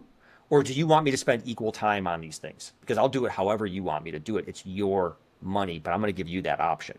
And that other trainer's not. You see what I mean? Mm-hmm. And so it's all in how you frame it. I think most clients, so first off, I would just say that's a conversation that will probably almost never occur because most clients actually want the customized approach. Most clients, if you say, hey, I'm going to teach, you didn't ask me for these things, but I'm going to teach them, what they know right off their bat is like, you basically run every dog through the same exact program is what I'm hearing, right? Every dog gets the same combo platter of fried items, right? Whereas I'm going to say, no. Look, 4 weeks is not a lot of time. I want to make sure that this thing that matters most to you gets as perfect as I can possibly get it. That's my number one priority. That's what the client wants to hear. Back to the fried platter. You're a thin guy, but is everyone in Buffalo fat? I'm just hearing this about all these fried mushrooms and giant platters. No, we actually don't eat that stuff that much. No. I mean, we're Western New York. We tend to be burly folk. I'm not, but I exercise a lot and I try to eat well. I mean, obviously people in Buffalo, we like our wings like anybody else, but it's not like we don't care that much. Actually, Buffalo has really good food. I used to love when I would have students come here. My favorite part of having shadow students was taking them out for meals. We have great, like, locally owned, awesome restaurants here. Like our food scene is so far beyond buffalo wings and beef on weck. Like it's so we have those things, but it's not like people in Buffalo. Like I rarely eat wings. It's like not that big of a thing here, I guess it's no more popular here than it is anywhere else in the country. Yeah, but we have really good food in Buffalo. If you want good food, come to Buffalo. I've got a buddy who just spent a few weeks in Wisconsin, and he came back, and he's like, man, they eat a lot of cheese, drink a lot of beer, and this might offend some Wisconsin people. And he's like, but I saw so many fat people. It was crazy. And he said he couldn't get over it, the amount of beer and cheese that was consumed everywhere he went. I'm like, that's the Wisconsin stereotype right there. Yeah. I mean, Buffalo's a blue collar city, it's definitely a blue collar city. So we like our pizza and beer and wings. Like we like that stuff. But, you have to work hard to, be fit over 40 it's a uphill battle, Absolutely. Training dogs is a good way to do that. Yeah, unfortunately, I'm not out there training dogs as much anymore. I'm here in front of a computer screen working with the dog trainers. So I'm doing calisthenics in my underpants in my bedroom. That's what it is. It's awesome. So you had mentioned at the start there was you've got some cool projects you are working on. You want to fill us in on those? Yeah, so I already mentioned a little bit. We've got the professional membership that we're building. We've got the courses kind of coming out a la carte right now that can be purchased individually. So they're not included in our standard membership, but they will be included in an upcoming professional membership. But we do have an event coming up. I don't do a lot of seminars anymore. I don't do shadow programs. I actually didn't do any seminars from like 2017 until like last year. I only do like private coaching things. Like I'll go in person and like work with a team. But I have an event coming up. It's here in Buffalo. I'm partnering with the guys from the Dog Trainer podcast, Mariano and Brent Labrada. And we're doing a workshop. It's called the Art of Teaching 2.0. So they did the first one last year in California with Michael Ellis. And then we're doing this one out here in Buffalo with myself. And it's a really unique event, I think, because it's focusing on the teaching aspect. So we're not focusing on like how to train a dog. We're focusing on how to convey this information, how to take the great information that and convey it in a really smart and efficient way to your customers. And we've got a really cool outline for this thing. We're going to have a nice workbook for folks. So it's a humans only event. There's no dogs. And we're going to be breaking into groups and doing different exercises. Cause again, that same belief of like, we have to actually do things to make changes, to really have that learning sink in. So yeah, Art of Teaching 2.0, it's the first weekend in August. It's actually right after IACP conference. And I can give you guys a link. Maybe you could put it in the show notes. Sure. Because it's on the Ticket Tailor website is how we're doing the tickets. But it's a really cool event. It's going to be 3 days and really focused on improving your teaching skills. Everything from, actually, Matt, like you mentioned, a big part of all this, like know thyself as a dog trainer.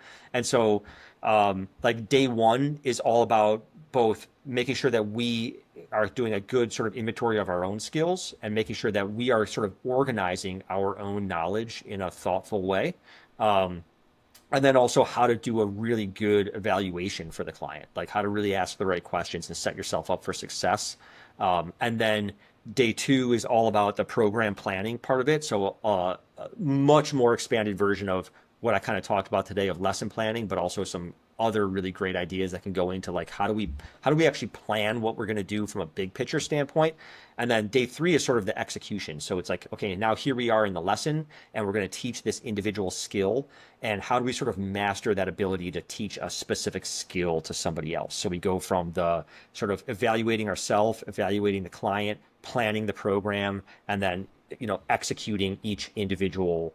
I don't even want to say lesson, because in an individual lesson, you might actually work on 2 or 3 different skills. So actually, like any skill we're going to teach, how do we sort of plan that and execute it really well? We are looking into the possibility of live streaming it. I'm not 100% sure if we're going to do that yet. So right now, it's just an in-person thing. But it's going to be a really, really cool event. We've put a lot of thought into it. We've been meeting weekly, kind of planning this thing out, and I'm very, very excited about it. And it'll probably be the only live in-person event that I do all year personally. In a claims situation, you want to be sure you have the right coverage. Business Insurers of the Carolinas is the preferred IACP insurance provider for your pet training, boarding, and daycare business. Providing coverage in all 50 states, Business Insurers of the Carolinas offers the most affordable general liability rates to IACP members. For more information, visit www.dogtrainerins.com or speak with one of our agents at 800-962-4611. That sounds awesome. Yeah, Well, hopefully and of course, you live stream it. I'm sure there's a lot of people that would. yeah, love we're to gonna see we're it. gonna try to. We were meeting with somebody this week about live streaming, and I will say, I'll give you guys the link, but you can also just go to tylermuto.com. That's also my website for my professional coaching and consulting business. So if anybody's out there listening that is looking for help with either growing their business or just improving their best practices as a dog trainer, you can find info about that there. But I do have the seminars tab, and this event is the only event there because I just don't do a lot of seminars anymore. Awesome. Well, I look forward to seeing what comes from that. Hopefully you do the live stream. I think it'd be Yeah, neat. it's gonna be cool. I hope so too. Yeah. Awesome. Jason, anything you think we've missed or not covered yet? I just got a final question, I guess. Sounds like Tyler. It sounds like you deal with a lot of trainers, various different levels. Is there a consistent thing that you feel like people have frustrations with, or find to be challenging as you're working with a variety of trainers? Man, I think it's hard to nail it down into one thing because, again, I get some folks that they're coming to me and it's about the dog training piece of it. And so then I would say I help a lot of folks that are, especially maybe that are like just a couple years in, that are like, okay, I feel like I'm ready now to start taking on some of these like aggression cases or more challenging behaviors, but I just need a little bit of hand holding in the beginning. Like I want some guidance. They don't want to do what I did, which is the right choice, right? Like I just sort of jumped into it and made all kinds of mistakes. And I think that's really good. The other big frustration there that I would say again is either frustration about client follow through or insecurity around like their actual programs themselves. So they've kind of got these programs, they're not sure if they're the right length, if they're charging the right amount of money, but also like, okay, like I've got these 4 lesson packages I'm selling a lot of, but I'm not 100% sure that like what I'm doing within those 4 lessons is the most efficient way to help these folks, right? So that goes into like that lesson planning piece. From the business end of things, I see a lot of problems right now. So like the big frustration like right now, obviously we're in a completely different global economy than we were in 10 years ago. Anybody who started their business in the 20 teens it was like, that was a comfortable time to be a dog trainer. I mean, money was raining from the sky. You could basically do no wrong, put up a website and you're going to make money. And then of course COVID hit, and then the big inflation hit. And even though like the stock market recovered largely after that, the consumer ever since 2021 has been under a lot of pressure, and a lot of dog training businesses are started to feel contraction. It was just a different sort of market regime than what many people were used to.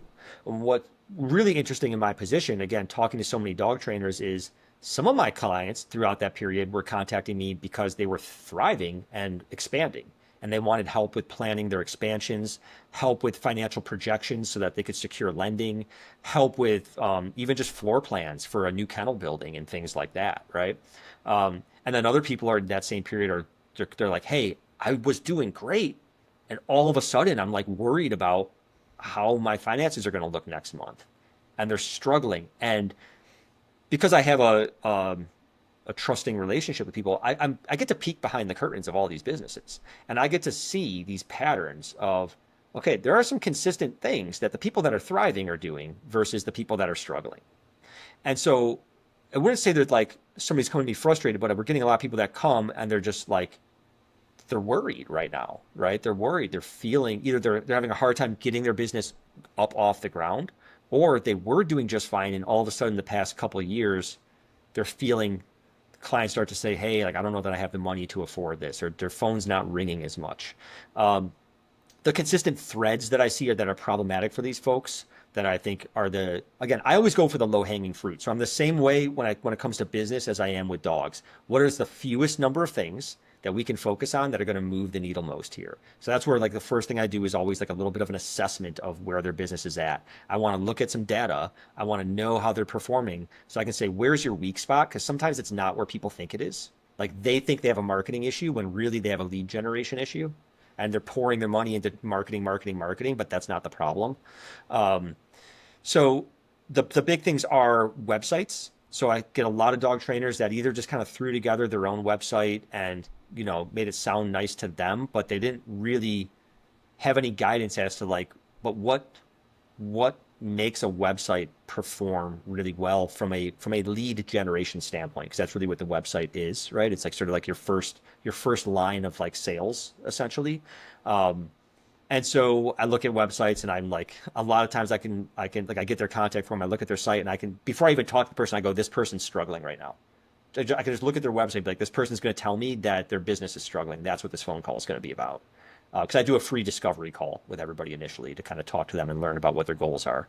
And I could, so sometimes it's like that's a consistent thing, website. The other consistent thing is I see a lot of people that do either a free or sometimes even a paid initial consult, where then the goal would be to, you know, obviously sell somebody into a more robust package, a more complete package. And they've never had any guidance as to like how that consult should go.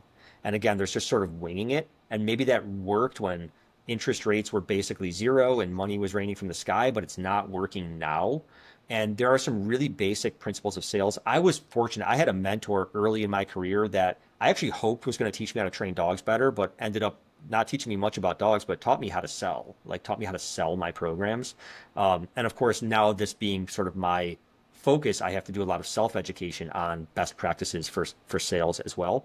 So that's another pain point. So like the website thing is a pain point. Not having a plan for sales is a pain point.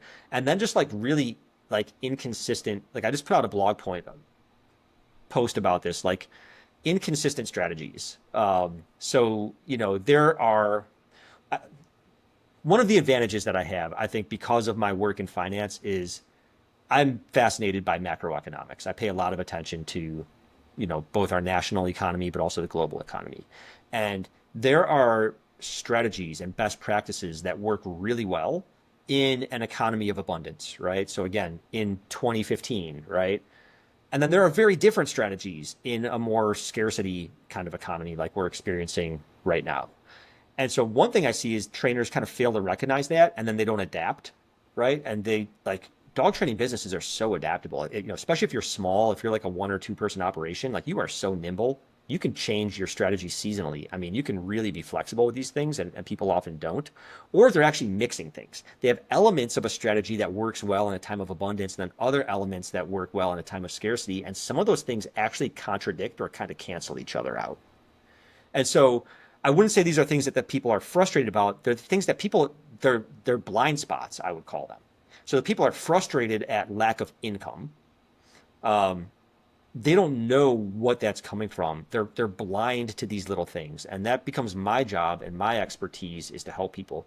Obviously, I built my reputation on, you know, I think early on I was doing a lot of innovation in, you know, my practices with training, but I'm a big business guy. Like, I'm not going to lie. I like making money. I mean, that's why I spend half my day trading, for Christ's sakes. Like it's all it is, right? So I like running a profitable business. I like having a comfortable income and a comfortable savings. I'm, in that, like, whatever it's called, like Haslow's hierarchy of needs or something like that. I forgot the person's name. But one of them is security. Like, that's me. Financial security is really, really important to me. So like living month to month is not an acceptable situation for me in any way. And so when a trainer comes to me and they're like, okay, I think I can hire you. And like, I'm cheap, honestly, for a lot of, like, compared to a lot of business coaches, because I do this because I want to. I'm in a comfortable place in my life financially, and they're like, I want to do this, but I have to like make a couple sales first before I have the money. I'm like, oh my God, you need me so bad. Like, that you should not be in that situation as a dog trainer. Like, you just shouldn't. It's I don't want to say it's not hard, but there are some really like low hanging fruit items that a lot of these folks that come to me that they're struggling with, for that income, that good cash flow, where I can just look at it and be like, okay, there are some easy things we can hit here. That's not going to cost you. It's good, not going to take a lot of work, but I know can start to move this needle in the right direction so that you can get to a more comfortable place. Because what I want from my clients, if you're not bringing home minimum 6 figures, we've got to do something. Like, that's a bare minimum goal for any trainer that I'm working with. And that's not a matter of greed. Like, honestly, today, if you're not making 6 figures, like, you're having a hard time. Like, this inflation is a real thing, but also dog training's hard, man. This is a hard gig. I know a lot of people get into it. They're like, I want to play with puppies all day, and they then become a dog trainer. But like, at the end of the day, you realize really quickly, this is hard. The hours are hard. It's emotionally really difficult. You're taking on a lot of stress for your clients. It's a difficult job. So I do like getting people to that comfortable place, but I also really like making sure that the cash flow is enough that people are saving for retirement. It makes me nervous. I see a lot of my peers. I'm 42 years old. I see a lot of my peers that have not thought about that at all. Whether or not we can even count on things like Social Security is like a whole different conversation. But even if we can, that's not a lot of money. Social Security like barely pays for anything. And the clock's kind of ticking. So I really like to make sure, if you're running a business, like, cash flow is important. It's not a matter of being greedy. So I look at these low hanging fruit items. I want to get people to the point where they're making good money. Yes, I also love helping people with their dog training, but it's very rewarding for me when I can help a dog trainer who's like, they come to me and they're like, man, like, business is not good. And I'm like, dude, I can see obvious things here, and that's good news. What's the tough cases, which almost never happens, is if somebody comes, they say, hey, business is struggling, and I look at everything they're doing, I'm going like, I don't understand why your business is struggling. You're doing everything right. Like, usually there's just these glaring blind spots because nobody's taught them. People don't go and get an MBA or a marketing degree and then become a dog trainer. Some do. But most people, they have no experience with this stuff. I had to learn on my own through experience. But I want to get those low-hanging fruit items, and that's the kind of stuff it is. It's like quick tweaks to the website, quick tweaks to your strategy, just making sure you're operating in a way that makes sense for your current economic situation. And so that's the big frustration right now is, honestly, I would say when I first sold my business, 2022, where like inflation just started, most of my clients were like, hey, I want to get better with aggression. I want to get better with reactivity. Now, almost everybody's coming to me because they're struggling financially and they're looking to increase their income. And it's honestly just as rewarding for me because it's stressful. It's a hard job to do, and it's even harder if you're worried about cash flow. It's really hard to make good choices and to enjoy what you're doing, and to be present with your family and everything else when the cash flow is not there. So yeah, I'm pretty big on those things. Awesome. A lot of good info there. Yeah. Sorry, I'm like a fire hose. Like, you ask one question and it's just like it kind of all comes out, I think people are going to enjoy this episode, listening to it and getting some motivation, a kick in the pants to get better. You can do it, man. Like I said, that's the good news, is that for every person that's out there that's like, hey, I'm struggling, like, I'm also talking to dog trainers that are like, hey, I'm thriving, I'm looking to expand, and I just need help, finding the right property or doing my financial projections so I can get them to the bank. And so if there's people out there that are thriving, like you can be thriving too. And my advantage is I've peeked behind the curtains of those businesses, so I know what they're doing, right? I know what's making them thrive. And if they can do it, so can you. Awesome. Well, I think you've got another call coming up, I believe, right? We need to I wrap do. it up Yeah, pretty soon. I've actually got a new client meeting coming up. So yeah. Well, you should just get them on the podcast here to be like a live stream. People can see what you're doing. That'd be amazing. Yeah, yeah. This is a dial it startup. in. It's a woman who's actually just getting her feet off the ground. So those are fun too. Again, I've got clients that have like they're in this for 10, 20 years, trying to boost things up.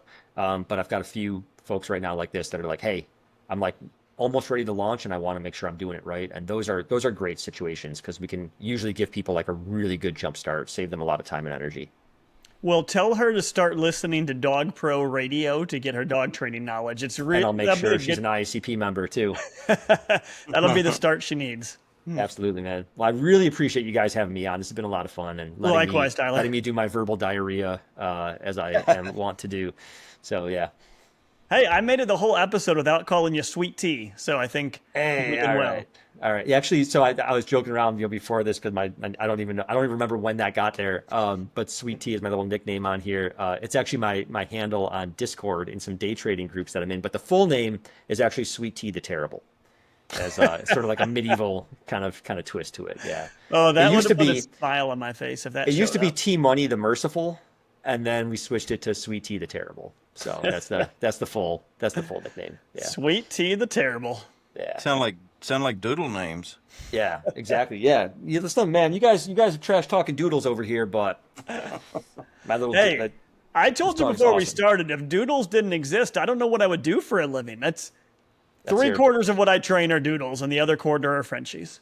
Yeah, well, your job must be super easy. Awesome. Well, thank you, Tyler. Appreciate it. Thanks, guys. It's been a right, good take care. time. Welcome to Dog Pro Radio. Yo, listen. Dog Pro Radio, yo, act to watch. It's Dog Pro Radio, brings back the buses. Dog Pro Radio, and mates alike. Dog Radio brings back tonight. Dog Pro Radio, yo, act to watch. It's Dog Pro Radio, brings back the buses. Dog Pro Radio, and mates